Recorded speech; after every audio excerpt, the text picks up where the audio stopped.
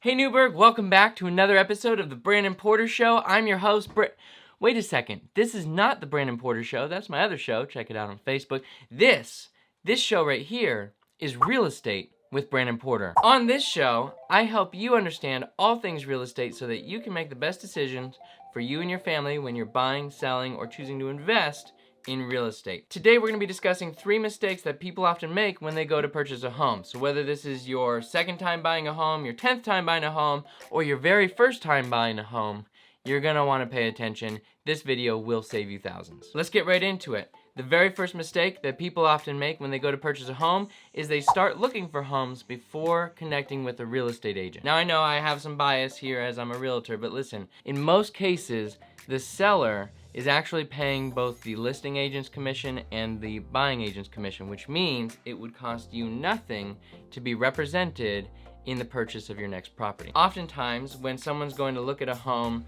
and they don't connect with a realtor first, they say, I just want to talk directly with the listing agent because if a buyer's agent isn't in the picture, then I could save whatever their commission is on the purchase of the property. But that's not true because the commissions, both listing agents and buyer's agents, is pre-negotiated between the seller and the listing agent, and all of that money is earmarked for commissions, which means that if you talk directly to the listing agent, all of that money is going into his pocket, none of it is going into your pocket. Meanwhile, his fiduciary responsibility, in other words, he's legally obligated to represent and look after the best interests of his clients, the sellers, and he can't advise you on anything.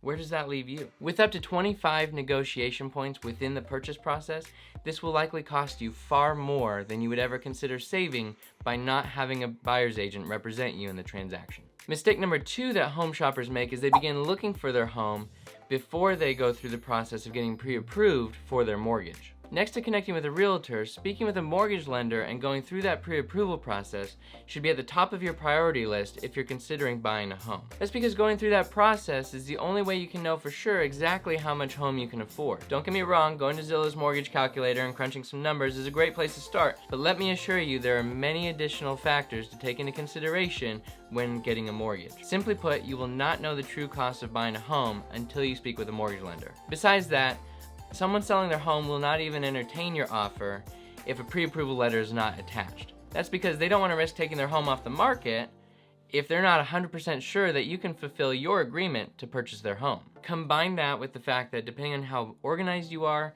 how busy the rest of your life is with all you have going on, the pre-approval process can take a little bit of time, which means that if you happen upon that perfect home and you don't have the pre-approval letter in place, you could very well miss out on it. And I don't want to see that happen to you. Do yourself a favor, connect with a realtor, and have them refer you to an excellent mortgage lender who can help you through that process. The third mistake that home shoppers make, and this one's a doozy, is they offer asking price for the home. Sounds a little counterintuitive, right? Let me explain. Let's say you walk into an open house and immediately you fall in love with it. It's the perfect home, checks everything off the list, all the needs, all the wants.